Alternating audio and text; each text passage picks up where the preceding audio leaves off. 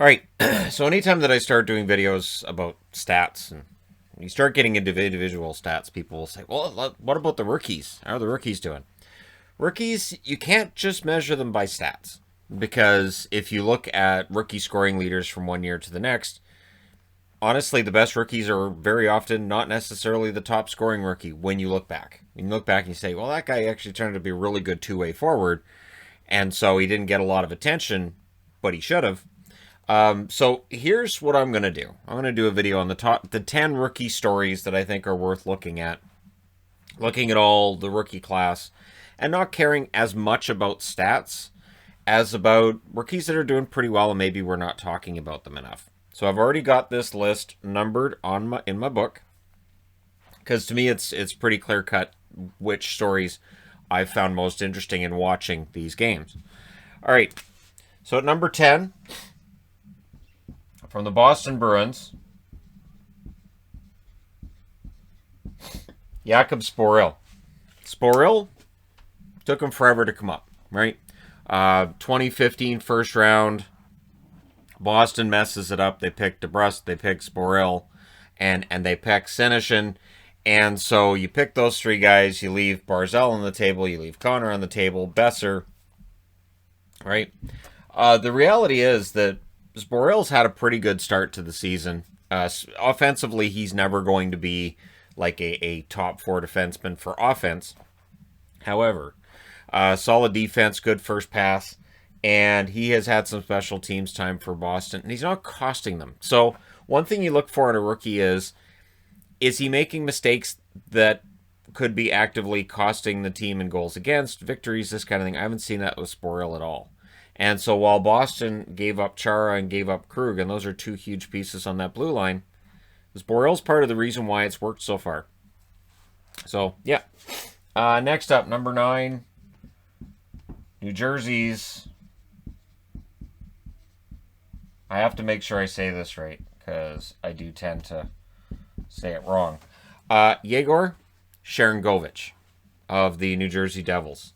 The offense is not there for him to get Calder nominated, and it's not going to, his stats won't wow people, but when you see him in game, he's pretty talented, and the potential is there. Again, people get really stuck on point totals in rookie seasons, and sometimes that makes sense, but in reality, what you want to see from a rookie is that they're getting better, they're learning, they've got the speed, they're able to keep up, and they think the game at a high level. And Sharangovich so far has shown that for the New Jersey Devils. The learning curve for him in the NHL really hasn't been that bad. Number 8. Going to Winnipeg Jet now. Guy has 0 points. So, it'd be easy to look at Logan Stanley and say, well, he doesn't have any points, so, but he's a +5. The one thing with Logan Stanley was he had to work on his overall game before he came up to the NHL. It took him a while, but he's huge. The kid physically is imposing, and that learning curve that takes a little while, that made him more of a project than a prospect out of the gate. Right now, Winnipeg looks pretty smart for waiting on him, pretty smart for drafting him when they did, and so far he like I said, the size is there. I don't think that he's having a problem with the speed of the game, and his defensive numbers have been pretty good. So Logan Stanley does deserve a little bit of kudos, shall we say, that he wouldn't get for the fact that he doesn't have any points yet in the NHL. I don't think that matters. I don't think at this point Winnipeg has any concern at all about any points from Stanley. The points are coming from everybody else. Stanley just needs to play his game, and he's done it well. Number 7. So now we get into a story that's been kind of the opposite. So Marcus Hogberg right now is putting up really, really poor numbers for Ottawa. Last night there were 2 out of the 3 goals he allowed against Edmonton that you just can't have it. And his numbers are poor, and they're poor at a time where Matt Murray has turned his around. So it's not like earlier in the season where you can say, well, they both have poor numbers, so what are you going to do? Now Hogberg's numbers have remained poor while Murray's have improved.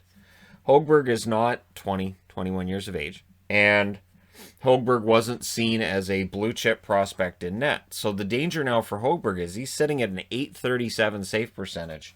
How long does he stay in the NHL? Is he an NHL goaltender? Is going to be asked of him pretty quickly. So while we can't look at stats and say, well, that's going to tell the whole story. With a goaltender, sadly for the goaltender, they don't have as much of the padding that a defenseman or that a forward might have. If your stats are poor, well, sorry, out you go. We can hide a defenseman that might be suspect offensively or suspect defensively. We can hide a forward who may not have one part of the game as good as the rest of it. Goaltending, you've either got it or you don't.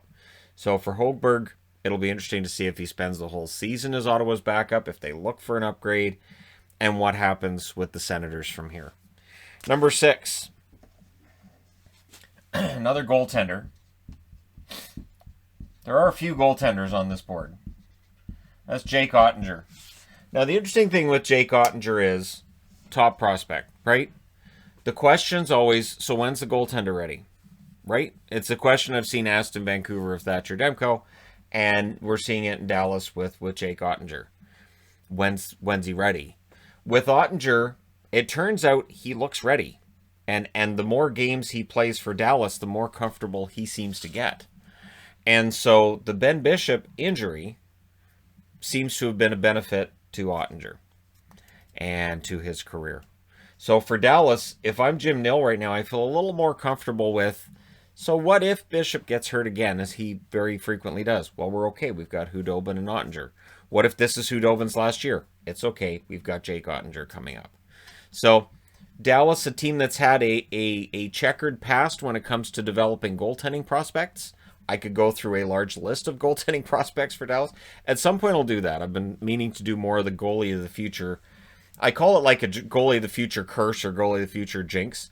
But the reality is that very often that goaltender in the AHL that's a young kid or, maybe 24, 25, and you're wondering, so is this guy going to make it? A lot of the time they don't. And some teams are really good at developing goaltending prospects, some aren't. For Dallas, Ottinger looks like he's going to be a hit for a team that has had its share of misses. Number 5. So it's been a miserable year for Vancouver fans. I'm not talking out of turn and saying it either. But Nils Hoglander has been really good. And what's been impressive is it's not about the goals or the assists. Those are fancy and great and awesome, and that's cool. But what's been really good is the two-way play, the intensity he shows in his own zone. And if anything, I've felt bad for him on some nights where it seems like he is one of 2 or 3 forwards that's actually engaged, actually making that effort every single shift. Hoglander has shown really early that there's a reason he's in the roster. And it's not just that they desperately need a top 6 winger and he's able to fill it. He's a pretty good player in his own right. So when you're looking for silver linings in the season so far for Vancouver, you can look at Nils Hoglander.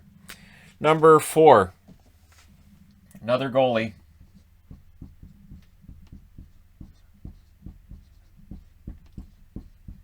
So last year, Jonas Korpisalo gets hurt.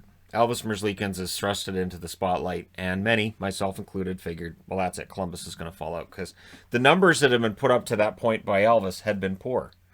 Ilya Samsonov gets COVID, and he's out for Washington, so they got to go to Vanacek. Vanacek, who there were some reports during the offseason that maybe he'd be the backup, maybe not, and then Lundqvist was signed, so no, Lundqvist's going to be the backup, Vanacek's the backup plan, and then of course Lundqvist had to take the season off. They bring in Craig Anderson as well. Maybe Anderson's going to, nope.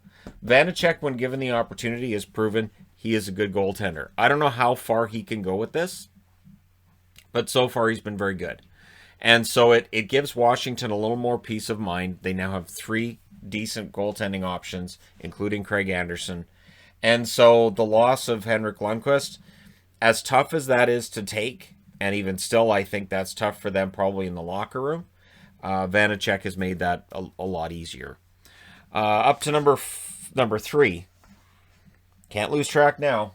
So what I've done is I've tried to make it so it's 1 for each team, but I had to break the rule once I reached the team at 3 here.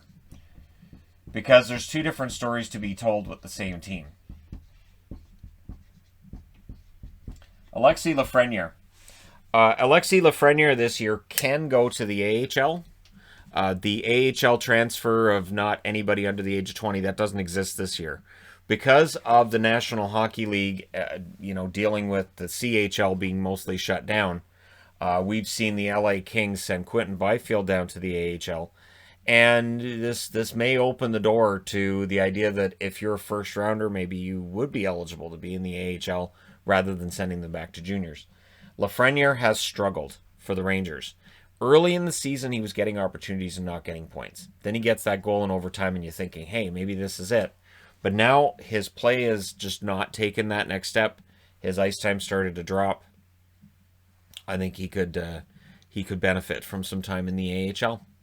And again, for Lafreniere, it is the rookie season. Don't just focus on the points.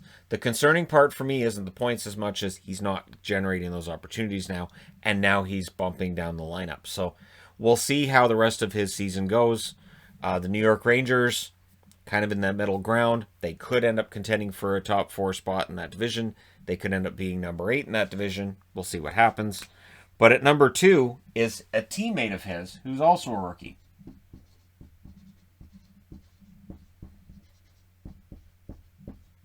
K'Andre Miller.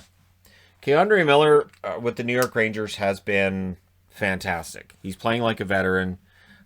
He's proving that sometimes that player staying for an extra year in college really helps. Sometimes not just jumping right from the draft into the NHL is the smartest move, especially with defensemen. And so for Miller, he's been a great story for a team that, much like Vancouver, they've had their downbeats, but Miller has not been one of them.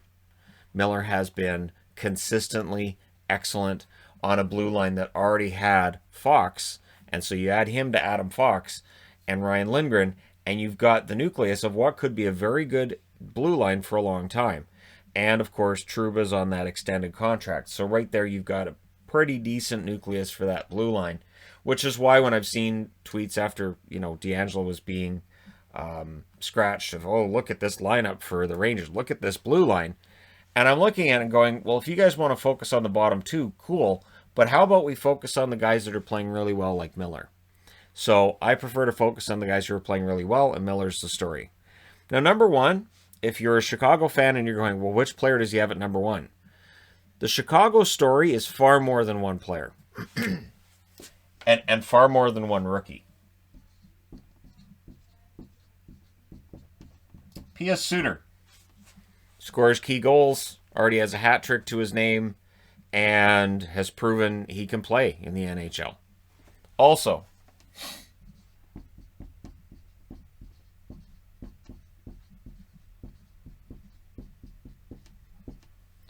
Philip Kurashev. Kurashev has shown NHL level talent, top 9 forward, absolutely no questions asked. These two players have combined to give Chicago that depth and scoring that we all questioned before the season started whether or not they'd be able to have. They've kept Chicago in the hunt. But behind them, part of the biggest story, I think, among rookies is Kevin Lankinen. Kevin Lankinen is now getting the respect that I think he wasn't getting last year. Like, it's really weird. You watch him play at the World Juniors, or no, it was World Championships, right, for Finland. He played great.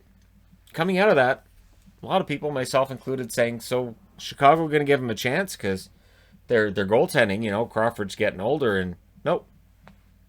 And then this year, he comes in as the number 3 option behind Delia and Subban. Now, Subban has recovered from a bad start and shown that, yes, he is a National Hockey League level goaltender. Delia, it was a rough go. And Lankinen has emerged as their starter. His numbers are among the best in the National Hockey League. He doesn't lose games. He doesn't allow more than 2 goals in a game. He is playing great hockey. The storyline with Chicago is these 3 players, all listed as rookies, and none of them playing like rookies. And that's the key. You get guys who are in the lineup, these guys are going to win the Calder. Lankinen, maybe. Lankinen, if he can keep this up, and if Chicago makes the playoffs, then yeah, Lankinen could be in the run for the Calder. But the real story with this rookie class, to me, is that Chicago has got the depth of rookies who, again, play like veteran players. And it is almost impossible to tell which players who are playing in Europe or playing in juniors are going to just step right in and you're not going to notice a difference. That you're not going to go, well, that was a rookie mistake. And somebody taps in the shoulder and goes, actually, that was Jack Johnson. Oh, God. Oh, never mind. All right. Carry on then. That was a rookie mistake. Actually, that's Alex Edler. Oh, okay. So, yeah, these guys have been quite the story. So here's the question. Which rookie do you think people aren't talking enough about? And again, this isn't necessarily about the top contenders for the Calder. This is the stories we're not talking about. Let me know which rookie that you've been impressed with so far this year that people aren't talking about, that maybe isn't on the board. Don't forget to hit like and subscribe if you're browsing your way through. You just happened upon this video. Thank you guys so much for watching, for all your support. I will talk to you again soon.